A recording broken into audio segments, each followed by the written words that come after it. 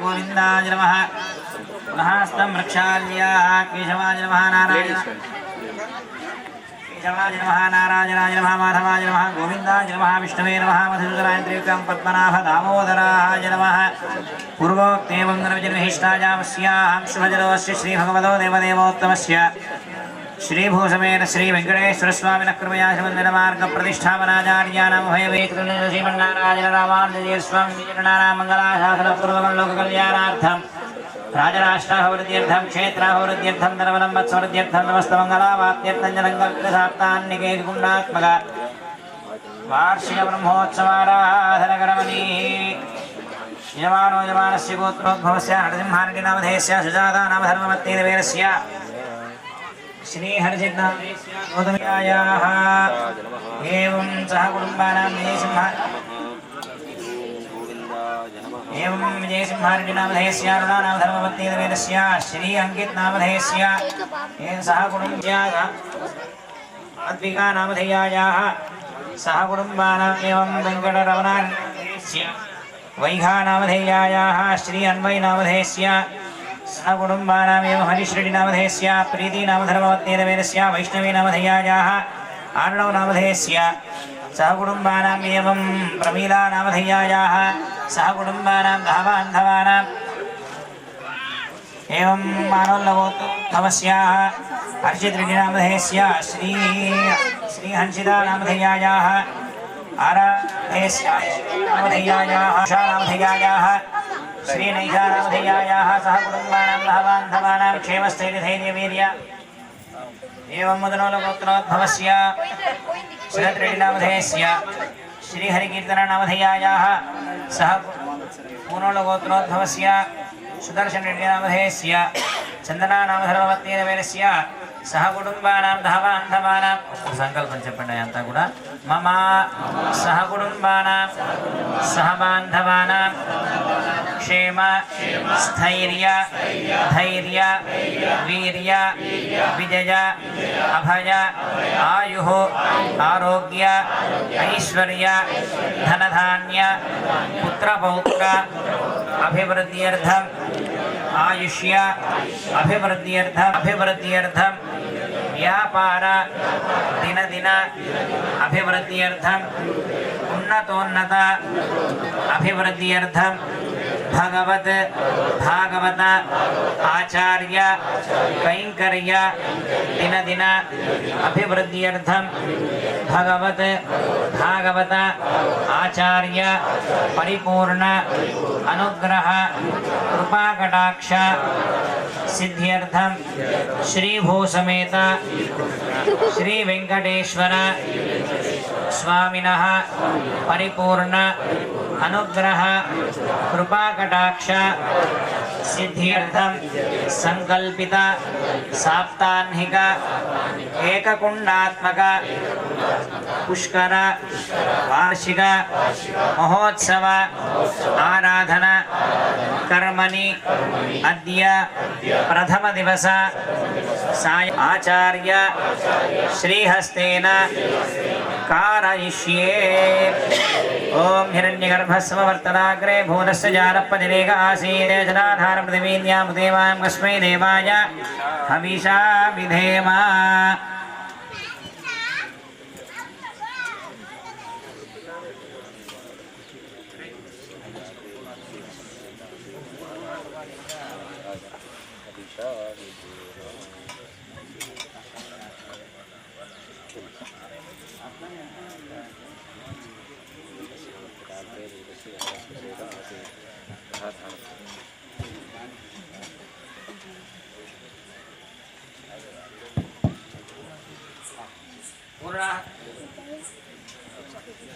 आज्ञेनाभिघार्य ओम 1 2 3 4 5 6 7 8 9 11 12 ओम गट्टिवेदं सप्तमे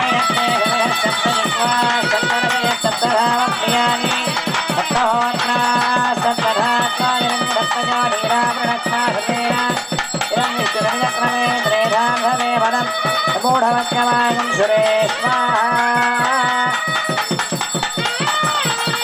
ओम वसोर्धाराभ्यो निवसोर्वेधाराभ्यदिवा एका हूयते घृतक्षमायेन वेकाधारामस्मिन् लोके विन्ममानोपनिषद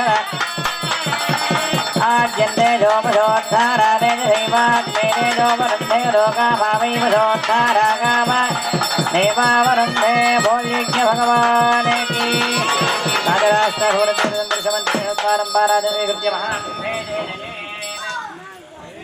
जय श्रीमन्नारायण प्रिय भगवद्बंधुవులారా ఇందూరు తిరుమల మనపల్లి మాపల్లి శ్రీ వెంకటేశ్వర స్వామి వారి ద్వాదశ వార్షిక బ్రహ్మోత్సవం అంటే పుష్కర బ్రహ్మోత్సవం ఈనాటి సాయంకాలం మొదటి రోజు ఆలయంలో జరగవలసినటువంటి దేవతాహ్వానం భేరీతాడన కార్యక్రమాన్ని పూర్తి చేసుకొని అలాగే శేషవాహనారూఢుడైనటువంటి శ్రీ వెంకటేశ్వర స్వామివారిని మన ఆలయం చుట్టూ మాఢవీధులలో చక్కగా ఆయన గ్రామాన్ని తాను దర్శిస్తూ అనుగ్రహిస్తూ ఉండేట్టుగా మనం ఆయన ఆ వాహన సౌందర్యాన్ని ఆయన సౌందర్యాన్ని మనం కూడా దర్శించేట్టుగా వాహన సేవను పూర్తి చేసుకొని యాగశాలలో ఈ పూట జరగవలసినటువంటి మొదటి రోజు నిత్య పూర్ణాహుతిని పూర్తి చేసుకొని మనం విశేషించి మనందరినీ కూడా అనుగ్రహించడానికి పరమహంస పరివిరాజకులు శ్రీ శ్రీ శ్రీ తిదండి అహోబల రామానుజేశ్వర వారు కూడా వేయించేశారు. ఈ సంవత్సరం విశేషించి పుష్కర మహోత్సవం కనుక ఎప్పుడు మేమొక్కరం ఉండేవారు. ఈ సంవత్సరం పూజ్య శ్రీ అహోబిల రామానుజేశ్వర వారు మొదటి రోజు సాయంకాలం పరమ పూజ్యులు జగదాచార్యులు శ్రీ శ్రీ శ్రీ తిదండి చినశ్రీమన్నారాయణ రామానుజీయ స్వామి మనందరి ఆచార్యులు. రెండవ రోజు ప్రాతకాల సమయంలో అంటే మాధ్యాహ్నిక సమయంలో వారు కూడా రేపు రాబోతున్నారు. వారిని కూడా మరింత విశేషంగా మనం స్వాగతిస్తాం.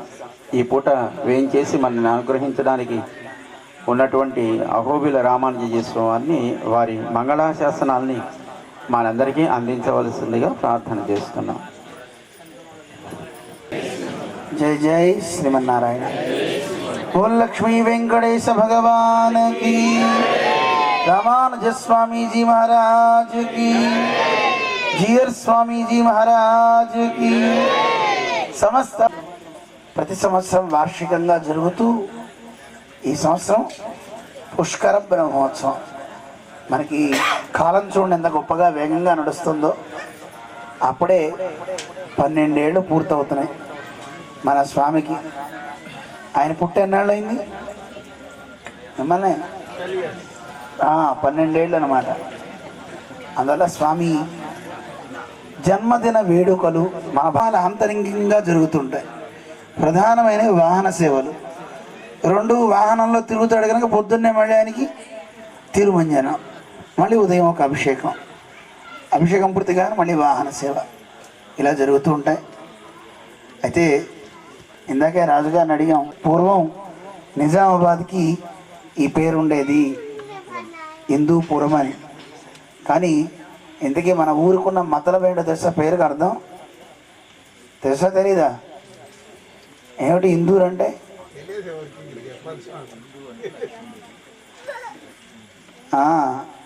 హిందూ అంటే లక్ష్మి అని ఒక అర్థం. ఇది పరమైశ్వర్యే అని సంస్కృతంలో ఒక ధాతువు. పరమ ఐశ్వర్యం కలిగిన ఊరు అని అర్థం. హిందూరు అంటే అర్థం ఏంటి?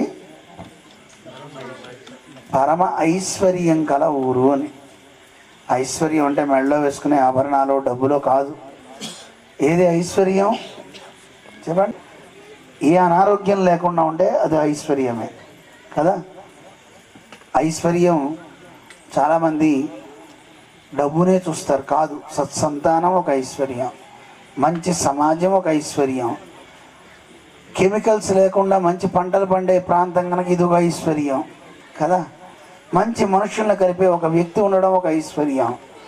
అందరికీ ఒక కథానాయకుడిగా స్వామి అఖిలాండ కోటి బ్రహ్మాండ నాయకుడు ఇక్కడున్నాడు. ఇంతకంటే ఐశ్వర్యం అని ఉందా? అందుకే మన శాస్త్రాలన్నీ చెప్తున్నాయి. ఏమని చెప్తున్నాయి మన సంప్రదాయాలన్నీ? ఐశ్వర్యం అంటే మామూలు డబ్బు కాదండి. నిజమైన ఐశ్వర్యం అంటే విష్ణు స్మరణ కలిగి ఉండడం. ఆయన స్మరణ లేకపోతే అదే సకల ఆపదలకి నిలయం. విస్మరణం విష్ణో, ఎవడు విష్ణునామం చెప్పడో వాడికి అది కష్టకాలం. మరి సంపద కలిగిన ఊరు, సంపన్నుడు అంటే ఎవరు అంటే సంపన్ నారాయణ స్మృతి. ఎప్పుడు భగవంతుడిని ఎవడు గుర్తుపెట్టుకుంటాడో, ఎలా ఉన్నావయ్యా బాగున్నావా అని అడిగి అనుకోండి, స్వామి దయండి అంటాడు తప్ప కష్టపడి సంపాదిస్తున్నానండి చెమటోడిచి బాగానే ఉన్నా అన్నాం అనుకోండి ఏమవుతాం? పతనం అయిపోతాం. అందుకని ఏం చెప్పాలి? ఏమన్నా చెప్పండి. పంటలు బాగా పండిస్తున్నావా అన్నాం అనుకోండి, మరి ఏమనుకున్నారండి? ఎంత కష్టపడుతున్నాం అనుకున్నారు అన్నాం అనుకోండి, అంతే సంగతి. స్వామి దయండి అనాలి. అనాలి నన్ను నడిపించే భగవంతుడు. భగవంతుడు శివుడా రాముడా పక్కన పెట్టుకొని, మనమైతే నారాయణుడు అంటాం, కొంతమంది శివ అంటారు. కానీ ఈ గొడవలు రాకుండా ఉండాలంటే ఏం చెప్తారు? దేవుడి దయ అన్నా అనుకోండి, ఏ గొడవ ఉండదు. ఇప్పుడు నేను నారాయణ దయ అన్నాను అనుకోండి, అవతల ఇంకో ఆయన వచ్చి ఎందుకు శివుడి దయ కదా అంటాడు కదా. పేర్లు వేరైనా దైవం ఒకటే. దేవుళ్ళు ఎంతమంది ఉన్నారు? ఒక్కడే. ఎవరా దైవము మనం నిర్ణయించలేము. చెప్పగలమా? ఎవరు దేవుడు? వేదాలు చెప్పాయి. ఎవరు చెప్పాలి? వేదాలు చెప్తాయి. ఈ లోక మీరు వెంకటేశ్వర స్వామి సుప్రభాతం వింటారా? అందులో ఒక మాట చెప్పారు, ఈ స్వామి ఎంత గొప్పవాడో చెప్పారు. దాన్ని బట్టి మీకు తెలిసిపోతుంది. ఈయనకంటే పైన ఎవరన్నా ఉన్నారా? ఈయన పెద్ద చెప్పండి మిమ్మల్ని. ఈయనకంటే పైన ఎవరున్నారు? మిమ్మల్ని చూసి చెప్పండి. ఒక ఆయన అన్నాడు, స్వామి ఈయన పైన ఆదిశేషుడు ఉన్నాడు, పైన పడగ. ఈయనకంటే పైన అధికుడు ఇంకోడెవడో లేడు. వేదం చెప్తుంది, నత సమశ్చ, ఆయనతో సముడు కానీ, అభ్యధికశ్చ, ఆయనకంటే అధికుడు కానీ, కుతోన్య, ఎవ్వడూ లేడట. అంత పెద్దవాడు, అంత గొప్పవాడు. అందుకే సుప్రభాతంలో ఏం చెప్పారు తెలుసా? లోకంలో అందరినీ పుట్టించిన వాడు ఎవడండి చెప్పండి? మిమ్మల్ని. బ్రహ్మగారు. ఎన్ని తలకాయలు ఉంటాయి? 3, 4 తలకాయలు. అందరినీ తీసుకెళ్ళిపోయిన ఒక ఆయన ఉంటాడు. ఆయన పేరేంటి? లయకారకుడు. లయకారకుడు ఎవరు? లయకారకుడు శివుడు. ఆయనకి ఎన్ని తలలు ఉంటాయి? ఎన్ని తలలు? 5 తలలు ఉన్నాయి. ఎన్ని తలలు? 4 తలకాయలు ఆయనకి కొడుకు శివుడు. 5 తలకాయలు. 5 తలకాయలు ఆయనకి ఒక పిల్లవాడు ఉన్నాడు. ఆయనకి ఎన్ని తలకాయలు ఉన్నాయి? 6 తలకాయలు ఉన్నాయి. ఎవరైనా? షణ్ముఖుడు. అందుకే వీళ్ళందరూ తమ శిరస్సుల మీద ఎవరిని పెట్టుకున్నారో తెలుసా? కుమారస్వామి. ఎవరిని పెట్టుకున్నారో తెలుసునా? స్వామి యొక్క పాదాలు పెట్టుకున్నారట. తెలుసా? సచతుర్ముఖ షణ్ముఖ పంచముఖ ప్రముఖాఖిల దైవత మౌళిమణే. ఎప్పుడు వినలేదా? పాడతారు కదా. ఎంతమంది పాడువారు ఉన్నారు ఇక్కడ? మీరు పాడువారేనా? చెప్పండి. పాడువారా పాడేవారా? అందరూ మంచివాళ్ళేనండి. ఇక్కడ పాడువాళ్ళు ఎవరు లేరు, అందరూ పాడేవాళ్ళే ఉన్నారు. పాడించుకునేవాడు వాడు. అందుకని సుప్రభాతంలో చెప్పారు, స చతుర్ముఖ. చతుర్ముఖ అంటే 4 ముఖాలు కలిగిన వాడు. షణ్ముఖ 6 ముఖాలు కలిగిన వాడు. ఎవరైనా? సుబ్రహ్మణ్యేశ్వర స్వామి, కుమారస్వామి అంటారు. పంచముఖ 5 ముఖాలు కలిగిన వాడు శివుడు. పంచానన అని పేరు ఆయనకి. వీళ్ళందరికీ ఇన్ని ముఖాలే. మరి ఈయనకి ఎన్ని ముఖాలండి చెప్పండి? సహస్రశీరుష. ఇప్పుడు చదివారు స్వామి. సహస్రశీరుష పురుష అని వేదం చెప్తుంది. సహస్ర అంటే ఎన్ని? 1000 కాదు, చెప్పలేం. అమ్మో ఎన్ని తలలో. లేదనుకోండి సహస్ర అనగానే 1000 అన్నాం అనుకోండి, వేదంలో కొన్ని ప్రాబ్లమ్స్ ఉంటాయండి. సహస్రశీరుష పురుష సహస్రాక్ష సహస్రపాత్ వేదం చెప్తుంది. మరి 1000 తలకాయలు కలిగిన వాడికి కళ్ళు ఎన్ని ఉండాలి? 2000 ఉండాలి కదా. మరి ఏం చెప్పింది? సహస్రాక్ష. అక్షం అంటే కన్ను కదా. మరి ఒక తలకి 2 కదా. మరి ఒక్కన్ను ఉండడం ఏమిటి? 1000 సరిపోవు కదా, అవునా కదా? సహస్రపాత్. పాదాలు కూడా 1000 ఉంటాయా? ఒక తలకి 2 ఉన్నప్పుడు 1000 తలకి ఎన్ని ఉండాలి చెప్పండి? చెప్తుందేంటి? అందుకని సహస్ర అంటే అర్థం 1000 కాదు, అంతులేని తలలు కలవాడు, అంతులేని పాదాలు కలవాడు, అంతులేని కళ్ళు కలవాడు. అందుకే దేవుడికి మోసం చేసి ఎవడైనా ఎక్కడైనా ఏదైనా చేయగలడా చెప్పండి? ఒక గురువుగారు అందరికి అరటిపళ్ళు ఇచ్చి ఎవరు చూడకుండా తినన్నారు రా అన్నట్ట. అందరూ వేదాంతం చదువుకున్న పిల్లలే, అందరూ తినేసి వచ్చామని చెప్పారు. ఎక్కడ తిన్నామని అడిగితే గురువుగారు గోడ వెనకాతలకి వెళ్ళి తిన్నా, ఎవరు చూడలేదు అన్నట్టు. ఇంకొన్ని అడిగట, నువ్వెక్కడ తిన్నావురా? ముసుగేసుకు తిన్నాను గురువుగారు అన్నట్ట. ఇలా ఒక్కొక్కళ్ళు ఒక్కొక్క కారణం చెప్పారు. ఒక్కడు మాత్రం పండు అక్కడ పెట్టాట. ఎరా నువ్వు తినలేదే? గురువుగారు ఎక్కడికి వెళ్ళినా ఎవరిని కళ్ళు కప్పడానికి లేకపోతుందండి అని. అదేమిట్రా అక్కడ ఎవరు లేరుగా, గోడ వెనకాతల ఎవరు లేకపోతే ఏంటండి, గాలి ఉందండి. గాలి లేని ప్రదేశం ఏది? పోనీ వారు దుప్పటి కప్పుకున్నాడు కదరా, దీపాలు ఆర్పాడు కదా, పోనీ నువ్వు అలా చేయొచ్చు కదా. అక్కడ చీకటి ఉందండి. ఉందా లేదా అండి? ఎవరు లేని ప్రదేశం ఎక్కడైనా ఉందా అండి? చూడండి, మనం మన ప్రాపర్టీ కాపాడుకోవడానికి కెమెరాలు పెడుతున్నాం, సీసీ కెమెరాలు పెడితే అప్పుడు మనకి తెలుస్తుంది. ఒకసారి మా సీతానగరం ఆశ్రమంలో పెద్ద ఉత్సవం జరుగుతుంది. చాలామంది దండోరాలు వేసేవాళ్ళు, వీళ్ళు వాళ్ళంతా వచ్చారు. మేము అక్కడ నిలబడ్డాం. ఆ మెట్ల పక్కనే మా ఇది ఉంది, ఐప్యాడ్ కాస్త గోవింద అనకూడదు లేండి, గోవిందుడి దగ్గరికి వెళ్తే మంచిదే. అది కనపడలా. ఎవరు తీశారు? సామాన్య జనం ఎవరు అటు వెళ్ళరు, ఎవరో తీశారు.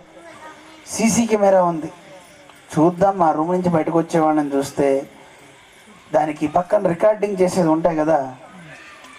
సీసీ కెమెరాలు ఉన్నాయి కానీ అప్పటికప్పుడు చూడడానికి తప్ప రికార్డింగ్ చేసుకోవడానికి లేదు. దాంట్లో ప్రయోజనం ఏంటి చెప్పండి? ఏమైనా అవసరమా చెప్పండి? అందువల్ల ఆ తర్వాత పెట్టారు, వస్తువు పోయాక పెట్టారు, ప్రయోజనం ఏంటి? అందువల్ల ఎప్పుడైనా మనం ఏదైనా కనిపెట్టాలంటే ఇన్ని కావాలి. కానీ దేవుడికి అవసరమా? దేవుడు చూడాలంటే ఆయనకి మనలాంటి కళ్ళు కావటండి. పశ్యతి అచక్షు, కళ్ళు లేవు కానీ అన్నీ చూస్తట. శృణోతి అకర్ణ, అన్నీ వింటాడు కానీ మనలాంటి చెవులు కావాయనవి. అపాణి పాద, మనలాంటి చేతులు కావు కానీ అన్నీ పట్టుకుంటాడు, అన్ని చోట్లకి వెళ్తాడు. ఏమిటి అర్థం చెప్పండి? ఏమైనా అర్థమైందా? అన్నీ చూస్తాడు కానీ మనలాంటి కళ్ళు కావు, అన్నీ వింటాడు మనలాంటి చెవులు కావు. వినేది చెవులేనా కాదా చెప్పండి? కానీ ఎందుకలా చెప్పారు మనలాంటి చెవులు కావని? ఎంతమంది విన్నారు?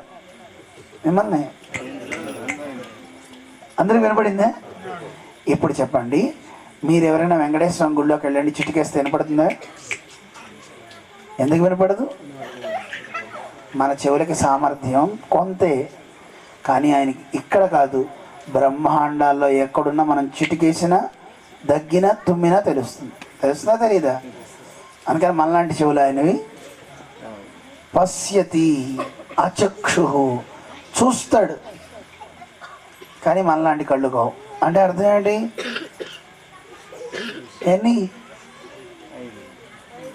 ఎన్నండి ఇవి? చూస్తున్నా చెప్పట్లా. మీరు గుళ్ళోకి వెళ్ళండి, నేను ఇక్కడ ఎన్ని చూపిస్తానో చెప్పగలుగుతారా చెప్పండి? అంటే చాటుగా మాట్లాడే మాటలు మనకి తెలియవు, ఎక్కడో జరిగే విషయము మనం చూడలేం, వినలేం. అలా తెలిస్తే వాడిని ఏమంటారు చెప్పండి? సర్వజ్ఞుడు ఏమంటారు? చాలామంది అంటుంటారు కదండి, అమ్మో దిల్రాజు గారు సర్వజ్ఞుడు ఉండోయ్, ఎవరినైనా ఇట్టే పట్టేస్తాడు ఉండోయ్ అంటారా? అనరా? అంటే వ్యక్తుల్ని అక్కడ చూసి పట్టగలుగుతారు కదా, కానీ ఎక్కడో జరిగేదాన్ని పట్టగలుగుతారా ఏమండి? అది ఆయన సామర్థ్యం. ఇప్పుడు చెప్పండి, ఈయనతో సమానుడు ఎవరైనా ఉన్నారా? ఈయనకంటే గొప్పవాడు ఎవరైనా ఉన్నారా? అందుకే ఎవరు దైవం?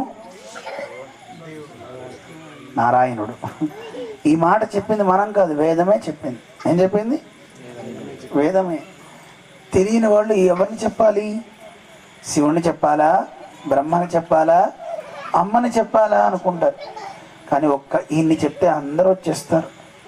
ఎందుకో తెలుసా? వేదమే చెప్తుంది, అంగాని అన్యా దేవతాహ అని. దేవతలంతా ఆయన శరీరంలో అవయవాలు.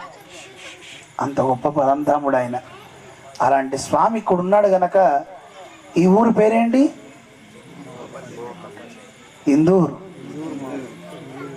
అయిందా లేదా? పరమ ఐశ్వర్యం కలిగిన ఊరు. ఇప్పుడు ఐశ్వర్యం అంటే ఎవరండి?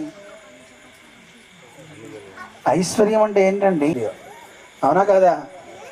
మిమ్మల్ని ఏమిటి ఐశ్వర్యం? దేవుణ్ణి కలిగి ఉండడమే ఐశ్వర్యం. ఇప్పుడు మీరంతా ఐశ్వర్యవంతులా కాదా? అందరూ కోటీశ్వర్లేనా కాదా? లక్ష్మణస్వామి కూడా ఏ పని పాట లేదు ఆయనకి, ఏ రాజ్యం లేదు. రాముడితో పాటు అరణ్యాలకు వెళ్ళాడు, కందమూలాలు తవ్వుకున్నాడు. కానీ ఆయన ఏమని పిలిచారు? లక్ష్మీ సంపన్నుడు, లక్ష్మణం లక్ష్మీ సంపన్న అని పిలిచారు. అది ఆయన సంపద. ఆపదలో ఉన్న ఏనుగు ప్రాణం పోతుంటే మూలా మూలా అని గట్టిగా అరిచిందిట గజేంద్రుడు. భగవంతుని పిలిచింది. అందుకే గజేంద్రుణ్ణి సతు నాగవర శ్రీమాన్, శ్రీమంతుడండి, ఎంత సంపన్నుడో అన్నారు. రాజ్యం నుంచి వెళ్ళగొట్టేశాడు రావణాసుడు విభీషణుణ్ణి. సముద్రం ఒడ్డున నిలబడి రామా నువ్వే నాకు దిక్కు అన్నాడు. ఆయన ఏమని పిలిచారు? అంతరిక్షగత శ్రీమాన్, ఆకాశంలో నిలబడ్డాడండి శ్రీమంతుడు అన్నాడు. రాజ్యం లేదు పో అని అన్నగారు వాటా ఇవ్వకుండా గెంటేస్తే అలాంటి బికారి వాడిని ఐశ్వర్యవంతుడు అనొచ్చా? చెప్పండి. ప్రాణాలు పోతూ ఏనుగు మొత్తం సన్నగా అయిపోయింది తన దేహం. అలాంటి ఏనుగుని ఏమన్నారు? ఎంత సంపద ఉందండి ఏనుగు దగ్గర అంటున్నారు. ముసలు లాగేస్తాం, నెత్తురు మొత్తం పోయింది, కానీ సంపద కలిగింది ఆ ఏనుగు. ఎందుకు? ఆయన స్మరణ చేశారు కనుక. ఎవరు ఆయన స్మరణ చేస్తారో, ఆయన విషయంలో భక్తి కలిగి ఉంటారో వాళ్ళందరూ ఐశ్వర్యవంతులే. అందుకని ఈ రోజు నుంచి ఎవ్వరు కూడా నాకు డబ్బు లేదు, నేను పేదవాడిని అనుకోవచ్చా? చెప్పండి, అనుకోవచ్చా? అనుకుంటే ఆయన ఏడుస్తట, అయ్యో నేనున్నానన్న అలా అనుకుంటున్నారే వీళ్ళు అనుకుంటాట. ఈరోజు ఉదయం మాకు శంషాబాద్లో ఒక అబ్బాయి కలిశాడు. ఆ అబ్బాయి స్వామిని ప్రార్థిస్తున్నా, నేను అనుకున్నవి చెయ్యట్లేదండి దేవుడని ఏడ్చేస్తున్నాడు. మంచిదేనా చెప్పండి? ఏమనిపిస్తుంది అలా చేస్తే? మనం అనుకున్న పని అవ్వలేదనుకోండి, ఎన్ని సంవత్సరాలు దేవుని చేసినా అవ్వట్లేదు అనుకోండి, ఆ దేవుడిని ఎందుకు వదిలేద్దాం అనిపిస్తుందా అనిపించదా? అదే తప్పు. ఆ అబ్బాయికి చెప్పా, నువ్వు అనుకున్నవి కావాలి అనుకుంటే వాటి వల్ల ఏ ప్రమాదాలు జరుగుతాయో మనకు తెలియదు, అవునా కదా? అందుకని నువ్వు అవి కోరకు. ఏం కోరాలి? నేను ఆ అబ్బాయికి ఒకటే చెప్పా, జాగ్రత్తగా వినండి, ఎక్కువసేపు చెప్తే లేట్ అవుతుంది కనుక ఒక్క పాయింట్లో చెప్పిస్తా. నేను అనుకున్నవి అవ్వాలని నువ్వు అనకు, దేవుడా నా గురించి ఏం అవ్వాలని నువ్వు అనుకుంటున్నావో అవి అయ్యేలా చేసుకో అనొచ్చా అనకూడదు చెప్పండి? ఇప్పుడు నేను ఎదగాలి, నేను పెరగాలి, మనం ఎందుకు అనుకోవాలి? నన్ను పెంచుతావా పెంచు, అణుస్తావా అణిచేయి. ఇప్పుడు ఎవడి మీద మనకు కోపం రాదండి, వస్తుందా? అనుకుంటా తప్ప నేనేం అడగను. నన్ను ఎవడో తిట్టాడు, ఓహో దేవుడు అలా అనుకుంటున్నాడు నన్ను తిట్టించాలని అని దేవుడి మీద మనం పెట్టడం మంచిదా కదా? మీకు కోట్ల రూపాయలు ఆదాయం వచ్చిందనుకోండి, వెంటనే స్వామి దగ్గర తీసుకొచ్చి ఇచ్చి, అంటే డబ్బులన్నీ ఇమ్మని కాదు, ఇంట్లో దేవుడి దగ్గర పెట్టి, స్వామి ఇగో నీ సొమ్ము నువ్వు ఇచ్చావు, జాగ్రత్త పెడతా బ్యాంకులో అని పెట్టండి. పెట్టచ్చా పెట్టకూడదా? ఏమండి? ఒకవేళ సరిగ్గా రాలేదు, దేవుడా నాకు ఇప్పుడు ఇలా చేసావు, నీ ఇష్టం, ఏది నాకు మంచిదో అది చెయ్యి అందామా? లేదు నేను ఇది అడుగుతున్నా కనుక ఇదే ఇవ్వని అడుగుదామా? చెప్పండి. దాని మీద బోల్డ్ కథలు ఉన్నాయి, ఈసారి వచ్చినప్పుడు మళ్ళీ చెప్తా. మళ్ళీ 12వ పుష్కరం, ద్వితీయ పుష్కరానికి పిలుస్తారు, లేదా అప్పుడు కుదురుతుందో అప్పుడు ఎప్పుడు చెప్తూనే ఉంటారు. మా స్వామి ఇక్కడే ఉంటున్నారు కదా అని ఇంకో చోటకి వెళ్తూ అన్ని చోట్ల తిరుగుతున్నాం. అవకాశం వచ్చినప్పుడు ఈసారి కరెక్ట్గా ఏంటంటే ఇదే ఉత్సవాల్లో మన మేడ చెరువులో అక్కడ ఉత్సవాలు అవుతున్నాయి. అటు ఎవరు వెళ్ళకపోతే చెరువు పొంగుతుంది, అదో బెంగ. కష్టం కదా? అలాని కాదు, మంచిదే. అంటే చెరువు పొంగడం అంటే అర్థం బాధపడతారని. ఎవరో ఒకళ్ళు ఉండాలి కదా, చెప్పండి.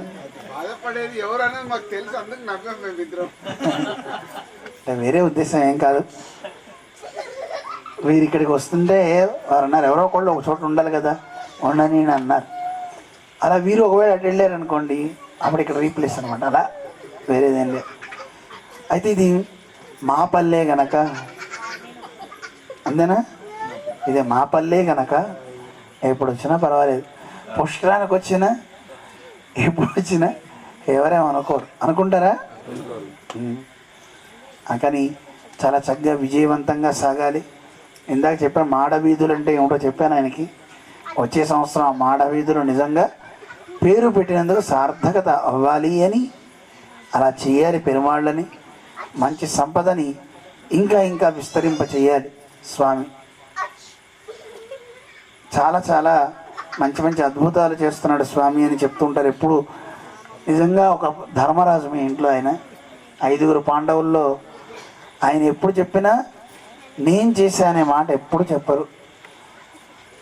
పెరుమాళ్ళు చక్కగా ఎంత వైభవం అనండి. సంతానం లేని వారికి ఇక్కడ ప్రసాదం ఇస్తే సంతానం కలుగుతుంది. అలాగే పౌర్ణమి రోజు పుష్యమి నక్షత్రం రోజు పిల్లలకి ఆరోగ్యం కోసం ఇస్తున్నాం. ఎంతోమంది లాభపడుతున్నారు పెరుమాళ్ళ అనుగ్రహం. మేము ఒకటే విశ్వసిస్తాం, స్వామి పాదాల దగ్గర పెట్టి ఇస్తాము, అదే మందు పనిచేస్తుంది. నిజమా? ఆ విశ్వాసం కావాలా వద్దా? ఆ విశ్వాసం ఉంటే అన్ని పనులు అవుతాయి. అలాంటి మంచి కార్యక్రమాలు చేస్తూ మా స్వామి అంటున్నారు చాలా ప్రశాంతంగా ఉంటుందండి ఇక్కడ ఉండే 5 రోజులు. సంవత్సరానికి కావాల్సిన ఎనర్జీ వస్తుంది. నేను అదే అన్నా, నిజమేనండి. మిగతా చోట్ల జనాలు కోలాహలం నానా భయంకరంగా ఉంటుంటాయి, తట్టుకోలేం. కానీ ఎంత ప్రశాంతంగా ఉంచండి. సహజమైనటువంటి ఎరువుల వల్ల భూమికి కూడా ప్రాణం వస్తుంది. అందులో ఇక్కడ భూమి కూడా పులకిస్తుంది, భూమి కూడా మాట్లాడుతుంది ఇక్కడ. అలాంటి మంచి ప్రదేశం, ప్రకృతి ఆనందించే ప్రదేశంలో ఉంటే అక్కడ ఉండే తిండి కానీ ఆ గాలి కానీ పీలిస్తే మనిషికి నిజంగా చాలా శక్తి వస్తుందా రాదా? అలాంటి మంచి పని చేస్తున్నారు వారి సోదరులందరూ కలిసి సహాయం అంటే వారికి తోడుండి అన్న ఎలా చెప్తే అలా అంటూ చక్కగా చేస్తున్నారు. చాలా సంతోషం. నిజంగా ఇది ఒక ఐశ్వర్యం అండి. ఈ రోజుల్లో అన్నదమ్ములు వాడి చేస్తే నాకెందుకు అనుకునే వాళ్ళు ఉన్నారు. కానీ 5 కలిసి ఒక తాటి మీద నిలబడి చక్కగా కార్యక్రమాలు చేయడం అనేది కూడా ఒక ఐశ్వర్యమే. అవునా? చక్కగా ఆ బుడ్డ పిల్లవాడు వాడు ఎంత ఉన్నాడు వాడు చూడండి. ఇప్పుడు అతను మాట్లాడుతున్న ఒకసారి మీరు గమనించండి. ఏడుకొండల వాడ వెంకటరమణ గోవింద. ఐశ్వర్యం అంటే అంతకంటే ఐశ్వర్యం ఏం కావాలి? నిజానికి భగవద్గీతలు అంటారు, మా జనిష్ట జనో వంశే, మా వంశంలో ఇలాంటి వాడు పుట్టకూడదు అని కోరుకుంటారు. ఎవరు? విష్ణు భక్తి లేని పిల్లలు ఎవరైనా కనుక ఉంటే పురిట్లోనే వాళ్ళు పోవాలి తప్ప మాకు వద్దు అని ఋషులంతా కోరారు. ఏ తల్లి అలా కోరగలదు చెప్పండి? కోరగలుగుతారు ఎవరైనా? రాక్షసుడైనా పర్వాలేదండి, పుడితే చాలా అనుకుంటారా అనుకోరా? వాడిని రాక్షసుని చేయడానికే చాలామంది మాటలు కూడా మాట్లాడతారు. కొంతమంది అంటారు, అబ్బో మా పిల్లవాడు రాక్షసుడండి అంటారు తప్ప రాముడండి అనేవాడు తక్కువ. మీ నోటి నుంచి ఎప్పుడు ఏమనాలి? మా పిల్లవాడు రాముడు అనండి, రాక్షసుడు అనకండి అంటారా? తల్లి వాక్కు బ్రహ్మవాక్కు అన్నమాట. వాడు అలా అయ్యాడంటే కారణం మీ వాక్కే. మీరు వాడిని మంచిగా తయారు చేయాలని కోరుకోవాలి. పిల్లలు అలా పుడుతున్నారంటే దైవానుగ్రహం ఉంటే తప్ప అలాంటివి జరగవు. మీరు కూడా అమ్మా అలా ప్రదక్షిణ చేయడం చాలా ఆనందంగా ఉంది. కంటిన్యూ చేయండి. అందరూ ఇలా చేస్తూ ఉంటే స్వామి చుట్టూ తిరిగితే ఆయన మన చుట్టూ తిరుగుతాడు. మన చుట్టూ తిరగాలా వద్దా? తిరగాలంటే మనం ఆయన చుట్టూ తిరగాలి. ప్రేమ 1 వే ఉండాలా 2 వేస్ ఉండాలా? 2 వేస్ ఉండాలి. అదే భగవద్గీతలో కృష్ణుడు చెప్తాడు, జ్ఞానులు నన్ను ప్రేమిస్తారు, వాళ్ళకి నేనంటే ఎంతో ఇష్టమో చెప్పలేం. అత్యర్థ ప్రియ అంటాడు. మరి నీకు ఇష్టమైన వాళ్ళు అంటే సచ మమ ప్రియ, వాళ్ళు కూడా నాకు చాలా ప్రియులు అంటాడు స్వామి. అలాంటి మంచి భక్తి తత్పరత ఈ కుటుంబంలో విరవాలి. తద్వారా మీ అందరూ కూడా అలా చక్కగా తయారవ్వాలని మంగళాశాసనం చేస్తూ జై శ్రీమన్నారాయణ. సమంస్థాన్ బ్రహ్మాండేన స్థితించిన వెంకటేశ సమోదేవో నభూతో నభవిష్యతి అని మనకి పురాణాలు చెప్తున్నాయి. అలాంటి జగత్కారణభూతుడైనటువంటి పరమాత్మ గురించి, ఆయనతో ఉండే సంబంధమే మనకు ఐశ్వర్యము అని మనకి ఇప్పటిదాకా స్వామివారు వివరించారు. శ్రీమంతుడు శ్రీమంతుడు అంటే ఎవరు శ్రీమంతుడో చెప్పే. మన వాళ్ళు ఒక సినిమా తీశారు శ్రీమంతుడు అని. డబ్బు ఉండడం వల్ల కాదు శ్రీమంతుడు, అన్నీ వదిలేసి సమాజం కోసం జనం కోసం బయటకు వచ్చిన తర్వాత శ్రీమంతుడయ్యాడు అని మనకి దాంట్లో చక్కటి వివరాన్ని లోకానికి అందించారు సినిమా ద్వారా. లౌకికంగానే అది శ్రీమంతుడంటే ఇది అర్థం అని మనకి చెప్పారు దాంట్లో. కనుక శ్రీమంతుడు అంటే ఎవరు? భగవంతుడే సర్వనేవారు ఎవరో వారే శ్రీమంతులు. శ్రీ అంటే భగవంతుడు అమ్మతో కూడి ఉండేవాడు. నిజానికి ఆయనకి శ్రీమంతుడు అనే పేరు. ఎవరు శ్రీమంతుణ్ణి ఆశ్రయించి ఉంటారో, లక్ష్మీనారాయణుని ఎవరు ఆశ్రయించి ఉంటారో వాళ్ళే నిజమైనటువంటి ఐశ్వర్యవంతులు. అన్ని రకాలుగా లోకంలో గౌరవింపబడవలసిన వాళ్ళు భాగవతోత్తములు అని మనకి వివరించారు. చాలా సంతోషం. ఒక పూటైనా వారు ఇక్కడికి వచ్చి భగవంతుడి సేవలో వారు ఆనందిస్తూ వారి ఆనందాన్ని మనతో పంచుకున్నందుకు కృతజ్ఞతగా వారి శ్రీచరణాల్లో మనమంతా దాసోహాలు సమర్పిద్దాం. ఇక్కడి నుంచి స్వామి ఆలయంలోకి వేంచేస్తారు. అక్కడ రాత్రి జరపవలసినటువంటి గోష్ఠి ఆలయంలో జరుగుతుంది. అయితే స్వామివారు మళ్ళీ బయలుదేరాలి కనుక వారు విడిదికి వెళ్ళి ఒకసారి అక్కడి నుంచి మళ్ళీ వారు బయలుదేరుతారు. మీరంతా స్వామిని తీసుకొని ఆలయానికి వెళ్ళవలసింది అని సూచన చేస్తూ జై శ్రీమన్నారాయణ. ఆ